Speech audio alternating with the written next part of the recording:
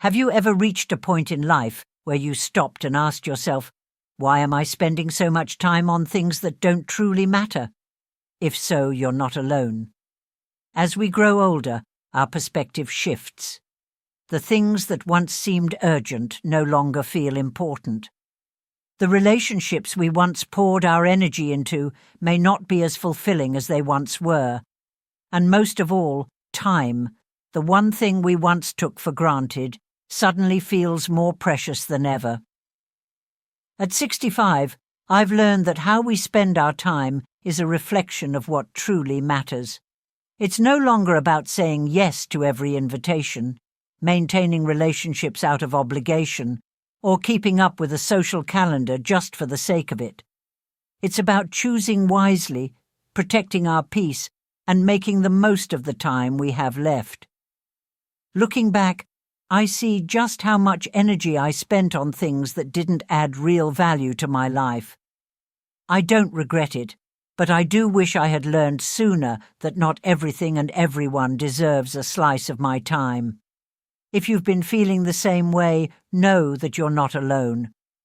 In this stage of life, prioritizing what matters isn't selfish. It's necessary. And the first step is understanding the true value of time. 1. Time is more precious than ever. Let me tell you about Paul. He was a man who lived for everyone else. If someone needed a favor, Paul was there. If his neighbors needed help, he was the first to offer. He attended every social gathering, kept up with every family obligation, and always made sure he was available when someone needed him. For years, he thought this was the right thing to do. After all, wasn't being a good person about being there for others. But something changed when he turned 65. He started noticing how exhausted he felt, how little time he had for himself, and how often his kindness was taken for granted. He realized that while he had spent years showing up for everyone else, he had never really shown up for himself. Many of us can relate to Paul's story.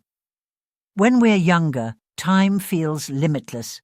We waste hours on conversations that don't fulfill us, events we don't enjoy, and obligations we take on out of guilt.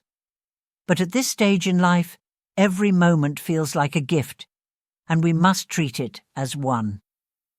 If you're feeling drained by commitments that don't bring you joy, ask yourself, does this add value to my life? Am I spending my time on what truly matters? If the answer is no, it's okay to let go. Choosing where to invest your time is not selfish, it's wisdom. 2. Relationships change, and that's okay.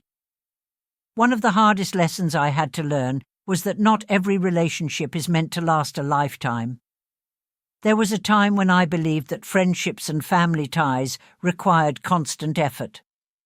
I remembered every birthday, attended every event, and reached out even when I felt emotionally drained.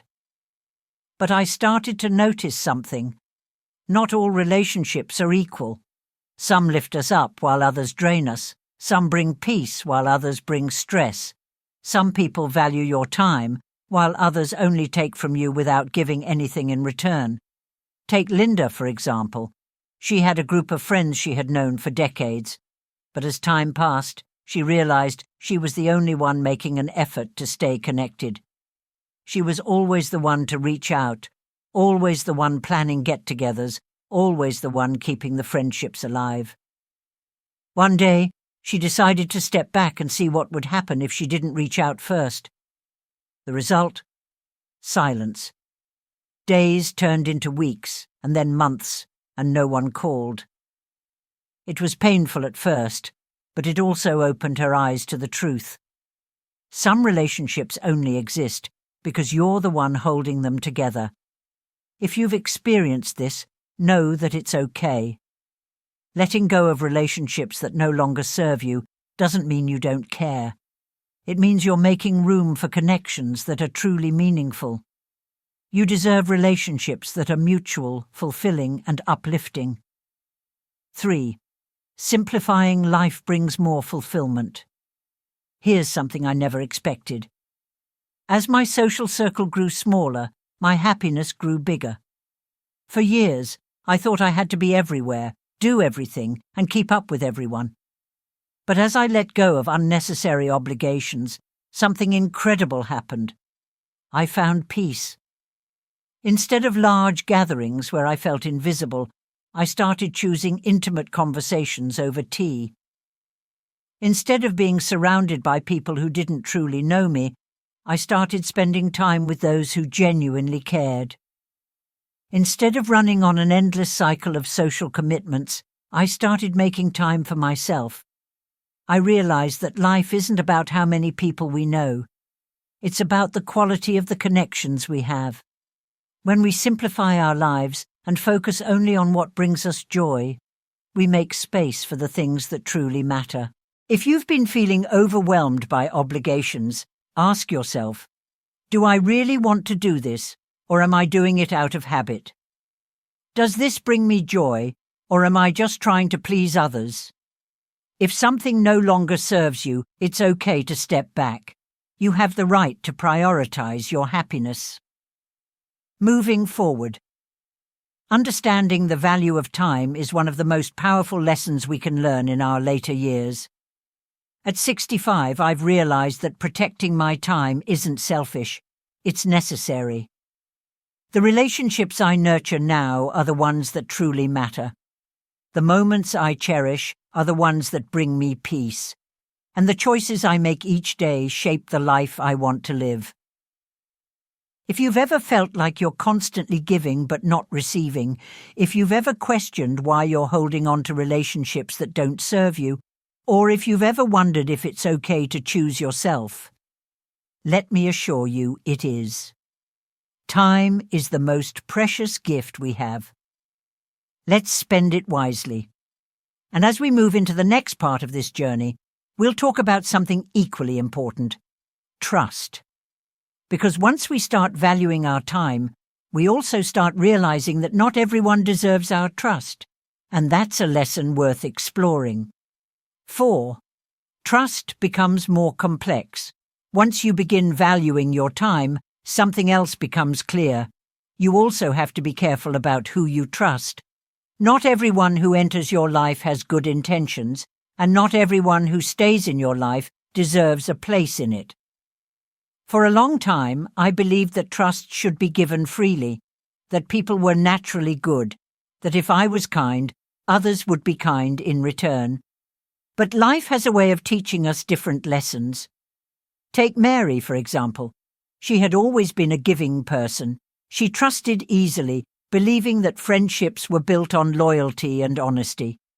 She helped others whenever she could, offering a listening ear, lending money when someone was in need, and always being available for those she cared about. But over the years, she started noticing a painful pattern. Some people only called when they needed something. Others took advantage of her kindness, making her feel guilty for setting boundaries. And then there were those who betrayed her trust entirely, people she never imagined would hurt her. One day, after yet another disappointment, she realized something. Trust isn't something you give freely, it's something that must be earned. And she wasn't wrong. At 65, I've come to understand that trust is one of the most fragile yet valuable things we can offer. When it's broken, the wounds don't heal overnight. Some of them never fully heal at all. But here's the truth. Being cautious about who you trust doesn't make you bitter. It makes you wise. It doesn't mean shutting people out. It means protecting yourself from those who don't deserve a place in your life.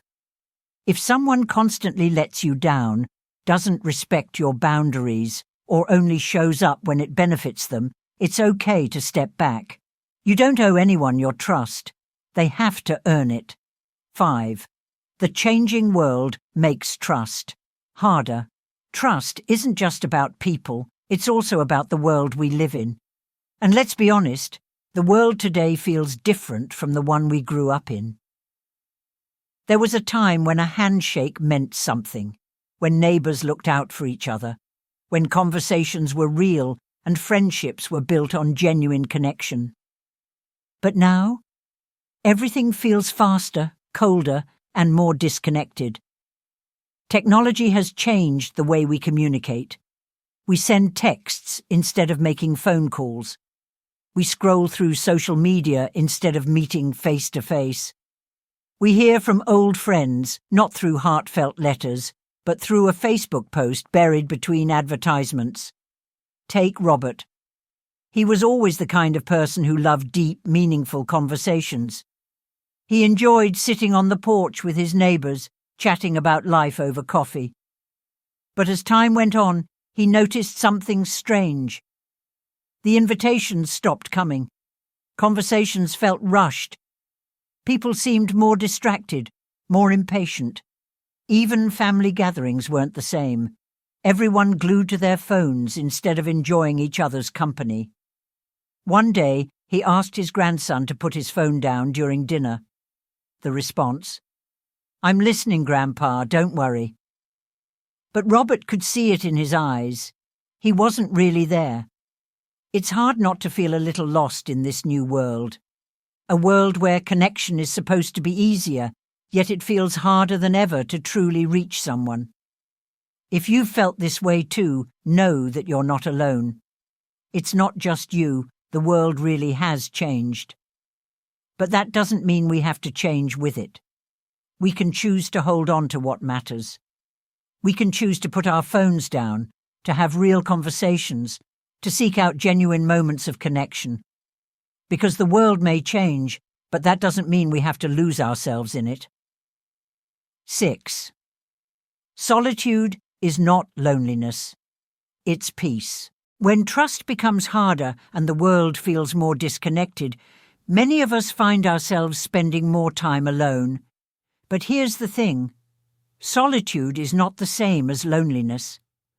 Loneliness is an ache, a longing for something that's missing.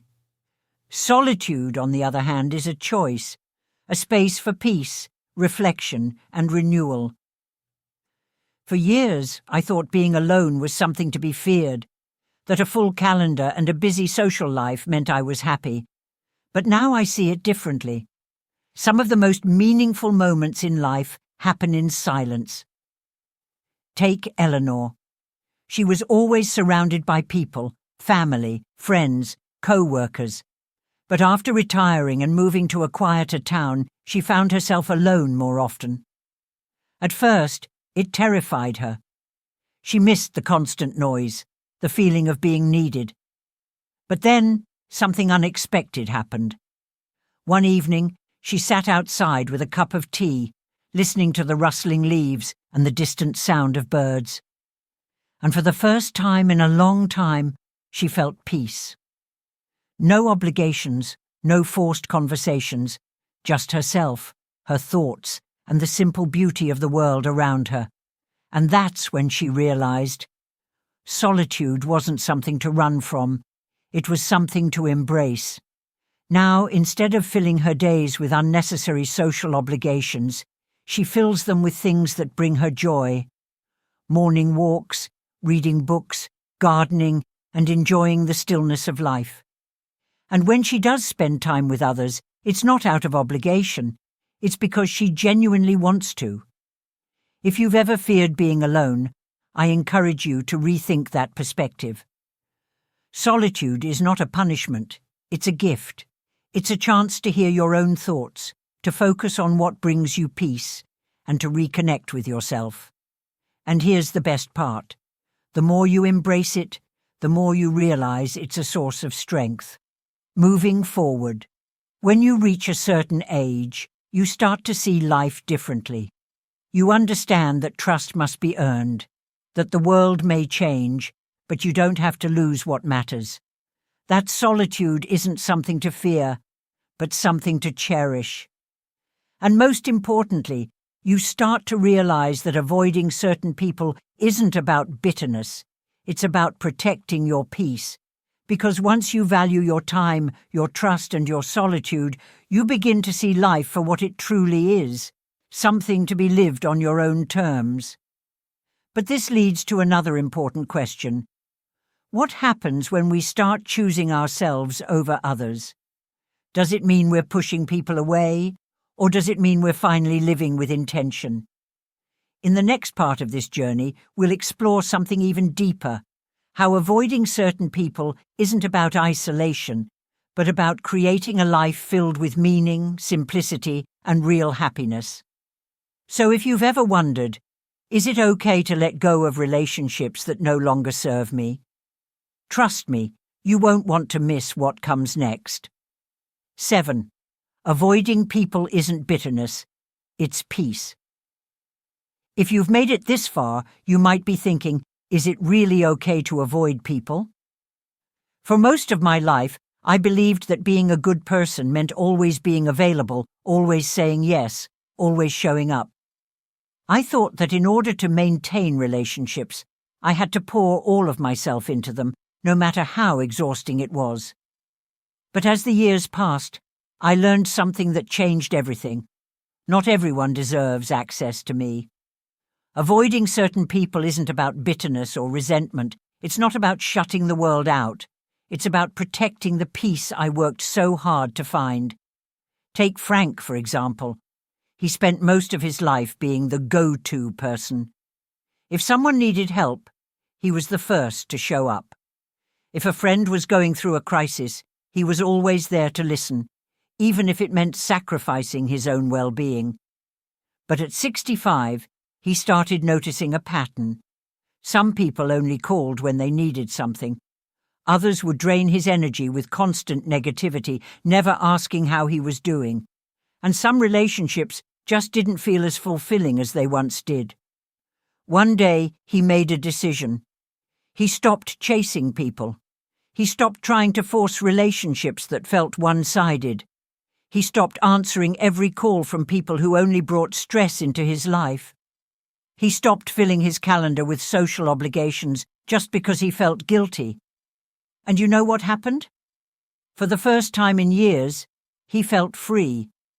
Because here's the truth. Your peace is worth more than keeping people in your life out of guilt. If someone constantly brings stress, negativity, or exhaustion, it's okay to step back. It doesn't mean you don't care about them. It doesn't mean you're angry. It simply means you're choosing peace over chaos. And at this stage of life, that's a choice worth making. 8. Quality over quantity in relationships. As we grow older, we start to realize something that we might not have understood when we were younger. Life isn't about how many people you know. It's about the quality of the connections you have. There was a time when I thought a full social calendar meant I was happy. That the more people I surrounded myself with, the richer my life would be. But over the years, I've learned that a few deep, meaningful connections are worth more than 100 shallow ones. Take Margaret. She used to pride herself on having a wide circle of friends. She was always attending parties, keeping up with every social event, and making sure to maintain as many friendships as possible. But one day, something happened that made her question everything. She got sick. Nothing serious, but serious enough that she couldn't leave the house for a few weeks. And in that time, she realized something heartbreaking. The people she thought were her closest friends never even checked in on her. No phone calls, no messages, nothing. But you know who did? The two people she had always trusted the most. They showed up, brought her meals, and made sure she was okay. That's when she realized she didn't need 100 friends. She just needed the right ones. If you've ever felt the same way, you're not alone. Life isn't about having the most friends, the busiest social life, or the most connections. It's about having people in your life who genuinely care. The ones who check in, who show up, who make you feel seen and valued. And if that means letting go of relationships that no longer serve you, so be it. 9. Embracing this chapter of life with intention. Now, here's the most beautiful part of this journey, realizing that this stage of life isn't about endings. It's about beginnings. For the first time, you get to live life on your terms. You get to decide who has access to you, how you spend your time, and what truly matters. You don't have to prove yourself to anyone. You don't have to meet anyone's expectations. You just have to be. Take Daniel. When he retired, he felt lost. Without the structure of work, he didn't know what to do with his time. He tried to stay busy, filling his days with social obligations and activities, but something always felt off. One day, he had an honest conversation with himself. He asked, "What do I actually want?" And the answer surprised him. He didn't want to be busy just for the sake of it. He didn't want to force friendships that didn't feel natural.